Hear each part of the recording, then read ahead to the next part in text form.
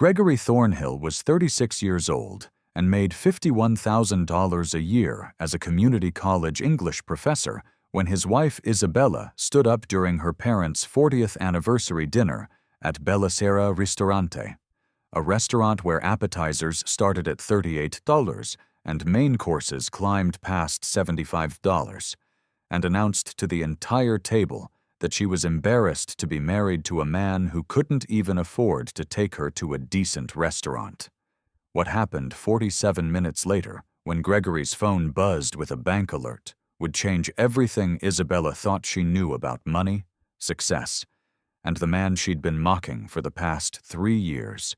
The anniversary dinner had been planned for months. Isabella's parents, Dominic and Francesca Martinelli, owned 3 luxury car dealerships in the greater Phoenix area, pulling in combined revenues of approximately $47 million annually. They lived in a 8,400 square foot estate in Paradise Valley, drove matching white Range Rovers, and took European vacations 3 times a year. Their other daughter, Isabella's younger sister Sophia, had married a plastic surgeon named Bradley, who made somewhere north of $620,000 annually. They lived in Scottsdale, had 2 perfect children, and belonged to the Desert Mountain Club, where annual dues ran $85,000. And then there was Gregory, the English professor who drove a 2011 Honda Accord with 143,000 miles, wore shirts from Target, and lived in a modest 1,200 square foot bungalow in Tempe that Isabella had made clear she found mortifying. Gregory and Isabella had been married for 7 years. They'd met at Arizona State University when Gregory was finishing his PhD in American literature and Isabella was getting her MBA. Back then, she'd found his intellectualism charming, his passion for teaching inspiring. She'd loved listening to him analyze novels, debate literature, talk about making a difference in students' lives. But somewhere around year 3, after Isabella had taken a position as a marketing director at her father's dealership making $87,000 a year, her perspective shifted. She started comparing their life to Sophia's life, their house to Sophia's house, Gregory's decade-old Accord to Bradley's leased BMW M5. She started making comments, subtle at first. Bradley's taking Sophia to Maui for her birthday. That must be nice. Then, less subtle. My father asked if we needed help with the mortgage. I told him no. But honestly, Gregory, it's embarrassing. And finally, openly hostile. I went to business school to live better than this. I didn't sign up to be married to someone with no ambition. Before we continue with what happens at dinner, if you're someone who believes that character matters more than cash, that true wealth isn't always visible, and that people who judge too quickly often end up humiliated, then this channel is for you. Hit that subscribe button for Story Mode Folktales right now and turn on notifications because we bring you stories like this every single day. And I want to hear from you. Drop a comment below telling me where you're watching from, your city and country. And if you're enjoying this story, smash that like button. Your support means everything. Now, let's get back to Gregory's story and see what that bank alert reveals. Tonight's dinner was at Bella Sera Ristorante, one of the most expensive restaurants in Scottsdale. The Martinelli family had reserved a private dining room for 14 people. Dominic and Francesca sat at the head of the table. Sophia and Bradley were to their right, looking catalog perfect. Sophia in a $1,600 Zimmermann dress, Bradley in a custom Tom Ford suit. Isabella had spent $900 on her outfit, charged to the credit card Gregory paid off each month from his modest salary. Gregory wore a navy blazer he'd owned for 8 years, khaki pants from Macy's, and a white button-down shirt. He'd debated wearing a tie but decided against it. Not because he didn't own nice ties, he had a drawer full of them, mostly gifts, but because he'd learned that nothing he wore would ever be good enough for the Martinellis anyway. The evening had started normally enough. Champagne was ordered, Veuve Clicquot yellow label at $215 a bottle. 4 bottles. Dominic had made a toast to 40 years of marriage, to family, to success. Everyone applauded. Appetizers arrived. Burrata with heirloom tomatoes, oysters on the half-shell, octopus carpaccio. Isabella ordered the veal chop at $89. Gregory ordered the pasta, $42, which was actually more than he typically spent on groceries for an entire week. The conversation flowed around the table. Bradley talked about his latest surgical innovation, some technique he'd pioneered that was getting attention in medical journals. Sophia talked about their upcoming trip to the Amalfi Coast, a 2-week vacation that was costing them $35,000. Dominic discussed expanding the dealership business into Tucson. Francesca showed everyone photos of the new pool they were installing, $180,000 with custom Italian tile. And Gregory sat quietly, eating his pasta, occasionally nodding when someone directed a question his way. "Still teaching at that community college, Gregory?" Dominic asked, his tone making it clear what he thought of community colleges. "Yes, sir," Gregory replied. 15 years now." 15 years in the same position, Dominic repeated. "No upward mobility, no promotions, no administrative track?" "I prefer teaching," Gregory said evenly, "working directly with students." Francesca made a small sound that might have been sympathetic, but sounded more like pity. "It's noble work. Teaching," she said in the voice people use when they mean the opposite. "Not everyone can be financially successful. Someone has to educate the regular people." Gregory took a sip of water. He'd heard variations of this conversation for 7 years. He'd learned not to respond, not to defend, not to engage. Isabella's family had decided who he was, what he was worth, and no amount of explanation would change their minds. "I think it's admirable," Sophia said, though her expression suggested she found it more pathetic than admirable. "Bradley and I were just saying the other day how we could never live on a teacher's salary. I mean, how do you even manage, Gregory? $50,000 a year in Phoenix? The property taxes alone on our house are $32,000 annually." "We manage," Gregory said simply. "Barely," Isabella interjected, her voice sharp with resentment. She'd had 3 glasses of champagne, and her filter was gone. "We barely manage. I make more than he does, and we still can't afford to do anything, go anywhere, have anything nice. Do you know when the last time was that my husband took me on a real vacation? A real vacation, not camping in Sedona or driving to Rocky Point. 5 years ago. 5 years." The table went quiet. Bradley looked uncomfortable. Sophia's eyes gleamed with something that looked like satisfaction. Dominic and Francesca exchanged glances. "Isabella?" Gregory said quietly. "Not now." "No, Gregory. Yes, now," Isabella continued, emboldened by champagne and years of accumulated resentment. "Everyone sits here talking about their boats and their trips and their investments, and I have to sit here quiet, pretending I'm not completely humiliated that I'm married to a man who drives a car from 2011 and shops at Target. I'm tired of pretending. I'm tired of defending you. I'm tired of being the only person at this table who doesn't have a decent life." "You have a decent life," Gregory said, his voice still calm, but with an edge now.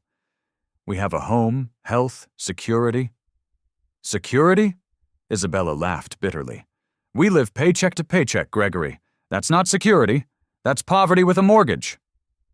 "Many people would consider our life comfortable," Gregory said. "Yeah, well, I'm not many people," Isabella snapped. "I grew up with more than this. I deserve more than this. And honestly, at this point, I'm starting to wonder if I made a mistake marrying someone with absolutely no ambition, no drive, no understanding of what it takes to actually succeed in life."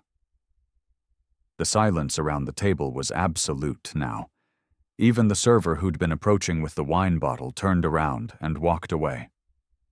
Gregory set down his fork carefully. He looked at his wife, at her flushed face and angry eyes, at the woman who'd once told him that his mind was the sexiest thing about him, who'd said she admired his principles and his dedication to education. When had that admiration curdled into contempt? When had they stopped being partners and become antagonists? "Isabella," he said quietly, "this isn't the time or place for this conversation." "Oh, now you want to control when we talk about our problems?" Isabella stood up, her chair scraping loudly against the floor. Typical. Always avoiding. Always deflecting. "You know what, Gregory? I'm embarrassed. I'm embarrassed to be sitting here, at this beautiful restaurant that we can't afford, surrounded by my successful family, married to a man who's content to make $50,000 a year for the rest of his life, teaching kids who probably don't even care about literature at a school that most people only go to because they can't get into a real university." She looked around the table, as if seeking validation. "I said it. I'm embarrassed. There, it's out in the open now." Before anyone could respond, Gregory's phone buzzed in his jacket pocket. Normally, he would ignore it. He believed in being present during meals, in giving people his full attention.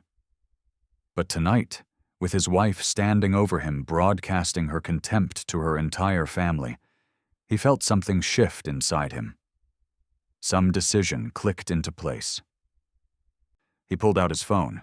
The screen showed a notification from Chase Private Client, the banking service he'd been using for the past 11 years. Alert. Large transfer completed. Account ending in 79743. Amount, $847,250. New balance, $34,247,250. Gregory stared at the screen. The quarterly dividend had arrived, right on schedule, just like it did every quarter, just like it had for the past 12 years. Gregory looked at the number on his phone screen. $34,047,250. $34,847,250. The number he saw 4 times a year when his quarterly dividend payments arrived from the trust his grandfather had established in 1987, a trust that Gregory had inherited on his 25th birthday, and had never, not once in 11 years of marriage, mentioned to Isabella. He looked up from his phone at his wife, still standing, still angry, still waiting for someone to agree with her that she'd married beneath her station. He looked at Dominic and Francesca, at Sophia and Bradley, at the entire table of people who'd spent 7 years making him feel small, inadequate, insufficient. And for the first time in 7 years, Gregory smiled. Not a polite smile. Not the accommodating smile he'd perfected for family dinners. This was something else. Something that made Isabella's self-righteous expression falter slightly. "Gregory?" she said uncertainly. Gregory stood up, his 6'1" frame unfolding calmly. He placed his phone face up on the white tablecloth in the center of the table, where everyone could see the screen. "You're embarrassed," he said evenly. "You're embarrassed that I make $51,000 a year. That I drive a 2011 Honda, that I shop at Target, that I teach at a community college. You think I lack ambition. You think I don't understand success. You think you made a mistake marrying me." Isabella's eyes flicked to the phone screen. He watched her read the notification. Watched her face go from flushed anger to pale confusion. What is that?" she stammered. "That's a quarterly dividend notification from my investment portfolio," Gregory said conversationally, as if discussing the weather. "It comes 4 times a year. March, June, September, December. This is the December payment, $847,250. It's been consistent, give or take $50,000 for about 8 years now." Dominic leaned forward, squinting at the phone screen. "That can't be real." "It's real," Gregory said. "My grandfather, Theodore Thornhill, founded Thornhill Medical Devices in 1961. He built it from a small manufacturing operation in Cleveland into one of the largest suppliers of surgical instruments in North America. He sold the company to Stryker Corporation in 1995 for $283 million. He was smart about taxes, smart about trusts, smart about estate planning. He set up irrevocable trusts for all his grandchildren. Mine matured when I turned 25. The table was completely silent. Bradley's mouth was literally hanging open. Sophia looked like she'd been slapped. Francesca was gripping Dominic's arm, her perfectly manicured nails digging into his expensive suit jacket. "Wait," Isabella whispered. "Wait. You've had access to millions of dollars for how long?" "I inherited the trust 11 years ago," Gregory said calmly. "Right before I met you, actually. I was 25. Finishing my PhD, deciding what I wanted to do with my life. The trust was valued at about $22 million then. Conservative investments, dividends reinvested, compound growth. It's grown since then, as these things do." $22 million, Isabella repeated numbly. "Now it's about $35 million, as you can see from my current balance." Gregory picked up his phone, pulled up his Chase private client app, and scrolled through the screen. "Would you like to see the detailed portfolio breakdown? I've got about $12 million in blue-chip dividend stocks, $8.5 million in municipal bonds, $7 million in index funds, $4 million in a diversified real estate investment trust, and the rest in treasury securities and money market accounts. Very boring, very conservative. My financial advisor, Patricia Rothman at Merrill Lynch, keeps suggesting I take more aggressive positions, but I prefer stability." He set the phone back down. "I make about $3.2 million a year in passive income. After taxes, it's about $2.1 million. I spend roughly $60,000 of that on our actual living expenses. The rest gets reinvested or donated." "Donated?" Sophia finally found her voice. "To what?" "Various educational nonprofits," Gregory said. "Scholarship funds for community college students mostly. Last year I donated $1.4 million. The year before, $1.6 million. This year will probably be around $1.8 million once I finalize the distributions in January. I believe in education. I believe in giving people opportunities. I believe the students I teach, the ones your mother just called regular people, deserve the chance to improve their lives. So I help fund that." Isabella sank back into her chair. Her face had gone from pale to gray. "You've had this money our entire marriage?"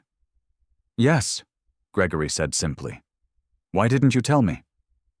"Because I wanted to know who you really were," Gregory replied.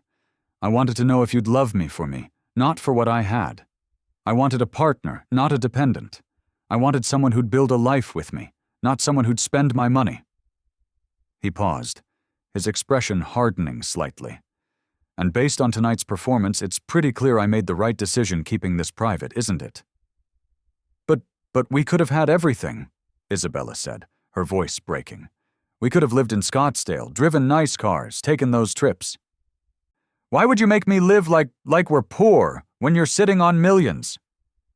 "We're not living like we're poor," Gregory corrected. "We're living a perfectly comfortable, middle-class American life. A nice house, reliable cars, good food, security. The fact that you consider that poverty says more about your values than mine." "You lied to me," Isabella said, anger returning to her voice. "You let me think—" "I never lied," Gregory interrupted. "I told you exactly what I do. I'm a community college English professor. I make $51,000 a year teaching literature. Every single thing I've told you about my life, my work, my income is true.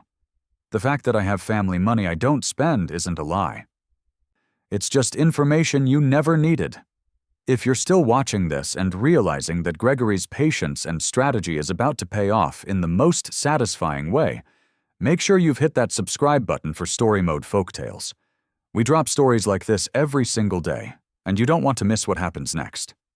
Give this video a like if you're enjoying Gregory's quiet revenge, and drop a comment telling me if you think he should give Isabella a second chance or walk away for good. Now, let's see how this dinner ends. Dominic cleared his throat. Gregory, I don't know what to say. We've all been. Condescending? Gregory supplied helpfully. Dismissive? Insulting? Yes, you have. For 7 years, you've treated me like I'm beneath you, like I'm not good enough for your daughter, like my career choice makes me less of a man. You've made jokes about my car, my clothes, my salary. You've implied I'm a failure, that Isabella settled, that she made a mistake marrying me. He looked around the table. And tonight, my own wife stood up in public and announced she's embarrassed to be married to me. Because I don't drive a BMW. Because I teach at a community college instead of being a surgeon or running a car dealership. Because my definition of success doesn't match yours. Gregory, honey, Francesca started, her voice suddenly warm and conciliatory in a way it had never been before. We didn't know. If we'd known about your family, your background, would you have treated me differently? Gregory asked pointedly. Would I suddenly have been good enough if you'd known my grandfather founded a multi-million-dollar medical device company? Would my job teaching literature have been more respectable if you'd known I was doing it by choice, not necessity? Francesca didn't answer. The answer was obvious. That's the problem, Gregory said quietly. Your respect is conditional on wealth. Your acceptance is based on status. You don't actually care about character, integrity, or what a person contributes to the world. You care about money and appearances. And that's fine. That's your value system. But it's not mine. He turned to Isabella. I married you because I thought you were different. I thought you understood that there's more to life than luxury cars and European vacations. I thought you believed in what I do, in teaching, in making a difference. But over the past few years, I've watched you become a clone of your family. I've watched you start measuring our life against Sophia and Bradley's life. I've watched you grow resentful and bitter and contemptuous. And I've tried, Isabella. I really have. I've tried to make you happy within the life I chose, the authentic life I want to live. But you had money, Isabella exploded. You had all this money and you made me feel like we couldn't afford anything. We can't, Gregory said firmly, because that's not my money to spend on luxury items. That's money I've committed to education, to scholarships, to helping students who need it. That money has a purpose, and that purpose isn't buying you a Range Rover or a house in Paradise Valley. So what, you were testing me? Isabella demanded. Is that what this was? Some kind of twisted social experiment? No, Gregory said sadly. It wasn't a test. It was real life. I was living my authentic life, doing work I love, contributing to something I believe in. And I hoped you'd be satisfied being part of that life.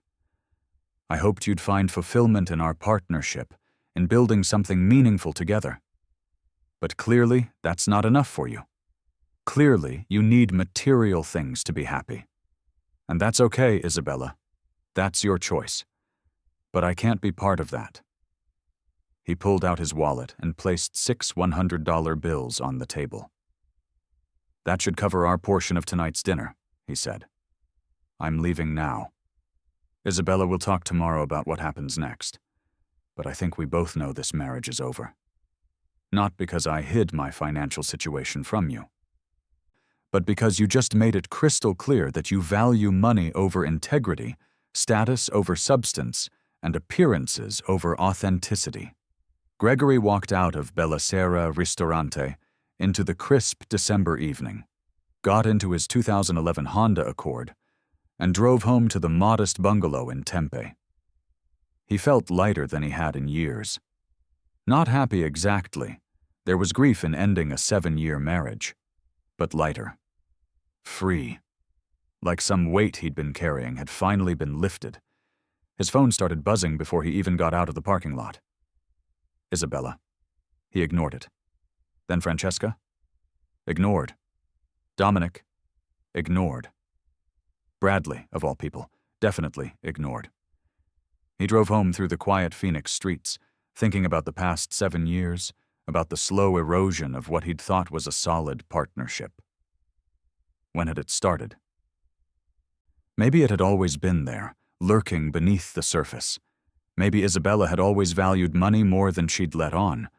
Or maybe her family had slowly reshaped her, reminded her of what she'd grown up with, made her feel like she'd settled for less.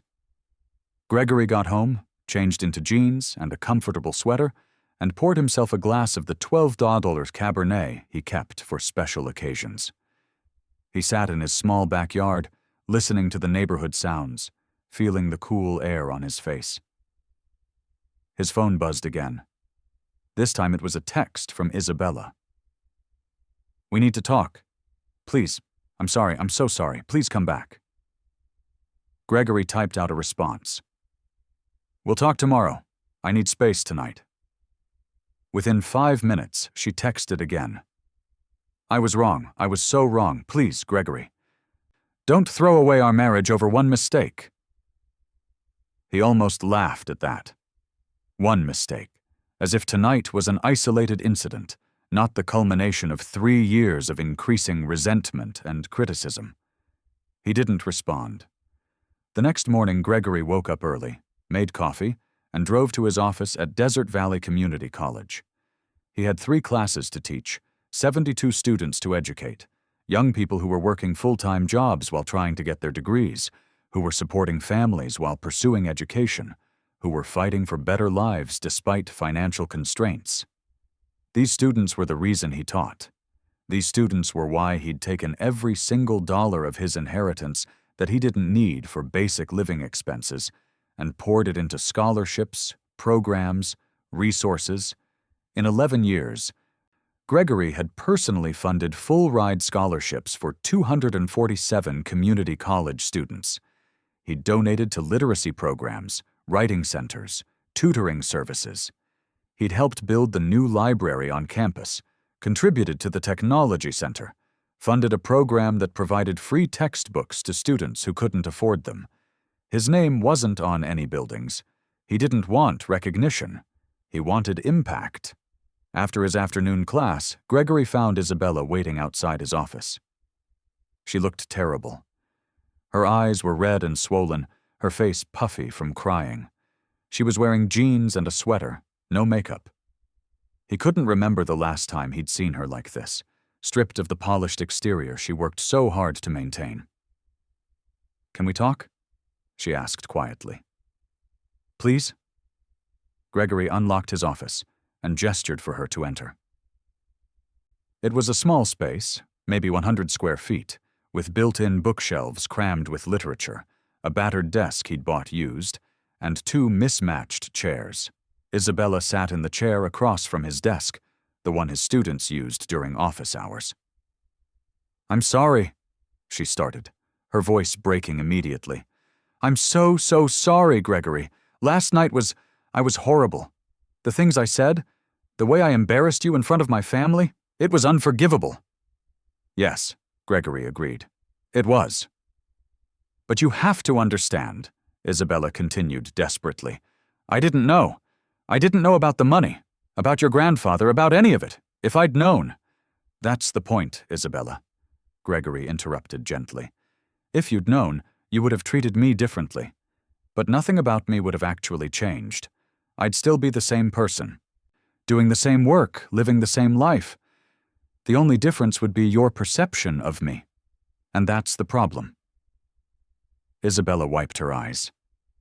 "I've been so focused on what I don't have, on comparing our life to Sophia's life, that I lost sight of what we do have, what we built together." "What did we build together?" Gregory asked. "Genuinely, I'm asking. Because from where I'm sitting, we've been growing apart for 3 years. You've been increasingly unhappy with our life, increasingly resentful of my choices, increasingly vocal about your embarrassment. That didn't start last night. Last night was just the first time you said it publicly." Isabella was quiet for a long moment. "You're right," she finally admitted. "It's been building, and I don't even know when I became this person. This shallow, materialistic person who cares more about appearances than authenticity. When I met you, I loved that you were different from the men in my family. I loved that you cared about literature and teaching and making a difference. I loved that you weren't obsessed with money." "What changed?" Gregory asked. "I don't know," Isabella said honestly. "My family, maybe. Being around them constantly, hearing their comments about your job, your car, our house. It got in my head. And then Sophia married Bradley. And suddenly everything was a comparison. Why don't we have a house in Scottsdale? Why don't we take expensive vacations? Why is Gregory still at the same job after 15 years? And I started feeling like maybe they were right. Maybe I had settled. Maybe I deserved more." Gregory leaned back in his chair. "Here's what you need to understand, Isabella. I have more than enough money to live any lifestyle you want. I could buy a mansion in Paradise Valley tomorrow. I could lease a Ferrari, book a suite at the Four Seasons, fly first class to Europe every month. None of that would impact my financial situation even slightly. But I don't want that life. I specifically, deliberately chose not to live that way, because I believe material excess is meaningless. I believe true wealth is in making a difference, in helping others, in living according to your values. That's not a position I'm forced into by lack of money. It's a choice I made with full awareness of the alternatives." "I understand that now," Isabella said. "I do, Gregory, and I respect it. I respect you. I was wrong to judge you, to mock you, to let my family influence how I saw you." "The problem is trust," Gregory said quietly. "Even if I believe that you understand and respect my choices now, how do I trust that you won't resent them again in 6 months, a year, 5 years?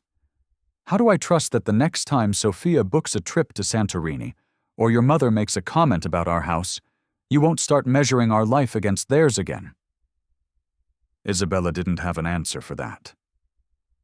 They sat in silence for several minutes. Finally, Gregory spoke. "I think we need some time apart. I think you need to figure out what you actually want from life, not what your family thinks you should want, but what you want. And I need to decide if I can trust you again. If we can rebuild what we had before it got poisoned by resentment and comparison." "Are you saying you want a divorce?" Isabella asked, her voice small. "I'm saying I don't know," Gregory replied honestly. "I'm saying that what you did last night wasn't a small thing. You didn't just hurt me privately. You publicly humiliated me in front of your entire family. You announced you were embarrassed to be married to me. That's not something I can just forgive and move past." Isabella nodded, tears streaming down her face. "I understand. I'll move into Sophia's guest house for now. Give you space, whatever you need." "I think that's best," Gregory agreed. Over the next 3 months, Gregory and Isabella lived separately. They communicated through text messages, brief and practical, logistics about finances, about the house, about dividing belongings. Gregory threw himself into teaching, into his students, into the scholarship foundation he'd been building for a decade. Isabella, according to mutual friends, had quit her job at her father's dealership. She'd started volunteering at a literacy nonprofit that served low-income families. She'd distanced herself from her family's constant social events. She was, reportedly, trying to figure out who she was outside of Martinelli expectations. 4 months after the disastrous anniversary dinner, Gregory received a letter from Isabella. Not a text, not an email, but an actual handwritten letter delivered to his office in a cream-colored envelope. He opened it carefully. "Gregory, I know you asked for space, and I've tried to respect that, but I needed to write this down, to articulate what I've learned and what I want you to know. You were right about everything. I had become the person I never wanted to be, someone who valued possessions over principles, status over substance.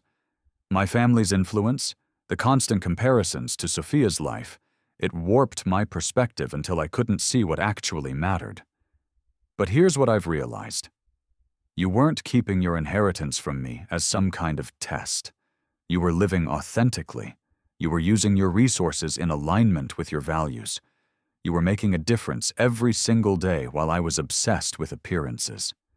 I've spent 4 months volunteering, working with families who are struggling financially but rich in ways my family never understood. Love, community, resilience. And I finally understand what you've been trying to show me all along, that real wealth isn't in bank accounts. It's in impact, in purpose, in living according to your beliefs. I'm not asking you to take me back. I know I destroyed your trust and I own that completely. But I wanted you to know that I'm changing. Not for you, but for me. Because I don't want to be that person who stood up at dinner and mocked her husband for not being wealthy enough, not realizing he was the wealthiest person at the table in all the ways that actually count.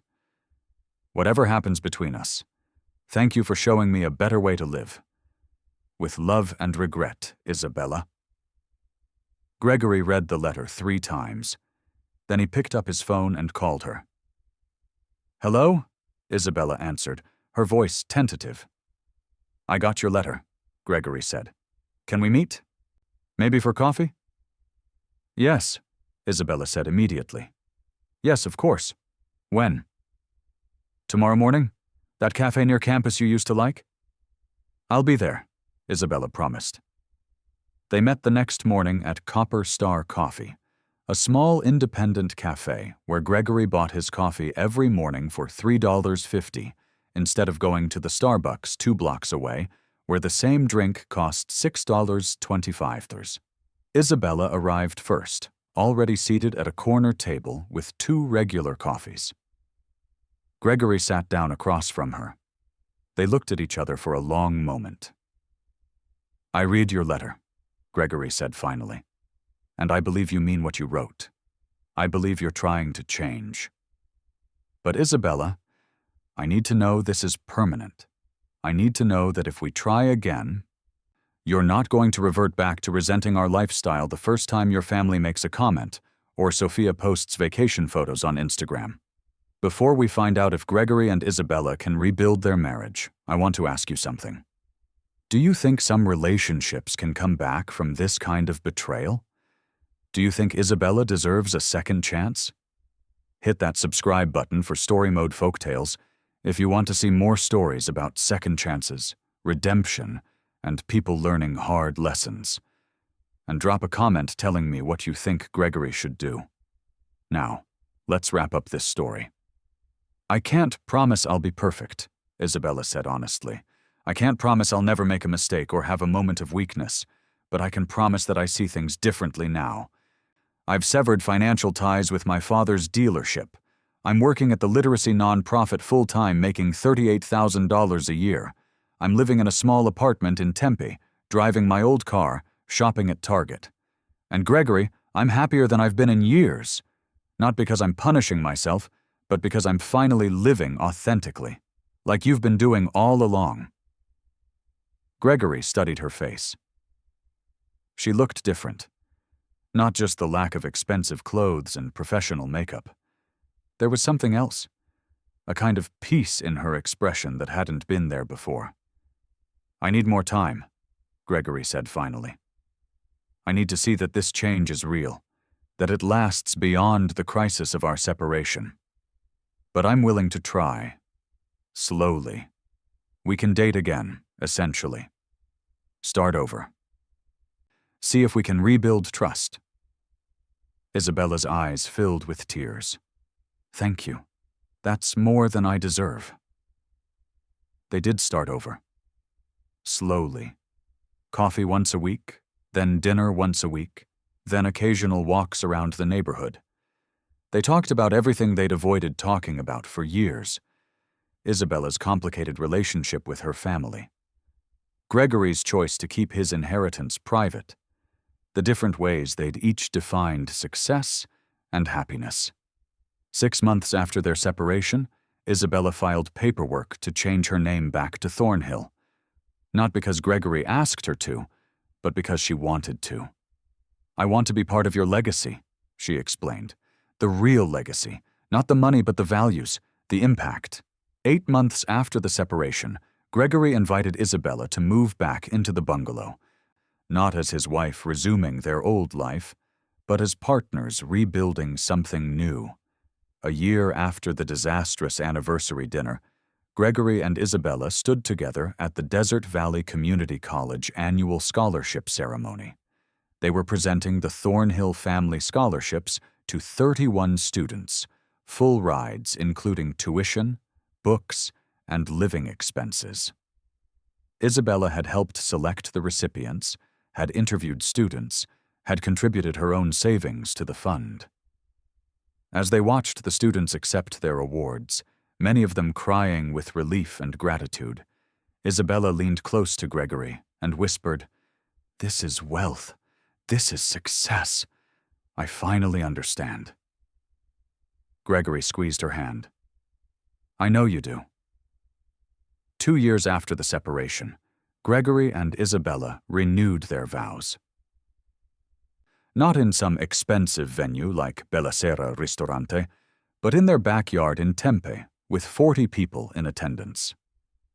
Their guests were teachers, students, nonprofit workers, friends who valued character over cash. Dominic and Francesca were invited but didn't attend, still unable to reconcile their definition of success with their daughter's transformed life. Sophia and Bradley came, looking uncomfortable but curious about the sister who'd abandoned their lifestyle for something they didn't quite understand. During the ceremony, Gregory spoke about the 2 years they'd spent rebuilding their marriage from scratch, about the importance of shared values, about the difference between wealth and riches. Isabella spoke about humility, about learning that the things she'd thought mattered most actually mattered least, about finding purpose in service rather than status. Their officiant, a former student of Gregory's who'd gone on to become a social worker, ended the ceremony with words that captured everything they'd learned. True wealth isn't measured in dollars. It's measured in impact, in authenticity, in the courage to live according to your values even when the world tells you you're wrong. Gregory and Isabella have built a life of true wealth, and they're inviting all of us to build the same. The moral of Gregory Thornhill's story isn't about having money and hiding it. It's about knowing what matters. Gregory could have revealed his inheritance on day one, could have lived in luxury, could have impressed the Martinellis, and spared himself 7 years of condescension. But he chose authenticity instead. He chose to live according to his values, to invest in what mattered, to measure wealth by impact rather than possessions. And when his wife betrayed that choice publicly, mocking him for being broke, the revelation of his $35 million portfolio wasn't revenge. It was simply the truth becoming visible. The real lesson is this: the people who judge you by your car, your house, or your job title aren't worth impressing. The people who respect your character, your integrity, and your values, those are your people. And sometimes the person who needs to learn that lesson most is the one sleeping next to you every night. Gregory's bank alert didn't change who he was. It just revealed who everyone else had been all along. If this story resonated with you, if you believe that values matter more than valuables, then subscribe to Story Mode Folktales right now. We share powerful stories like this one every single day. Hit that notification bell, give this video a thumbs up, and tell me in the comments what you took away from Gregory's journey. Where are you watching from? What would you have done in his situation? Thanks for watching, and remember, true wealth is measured by what you build, not by what you buy. I'll see you in the next story.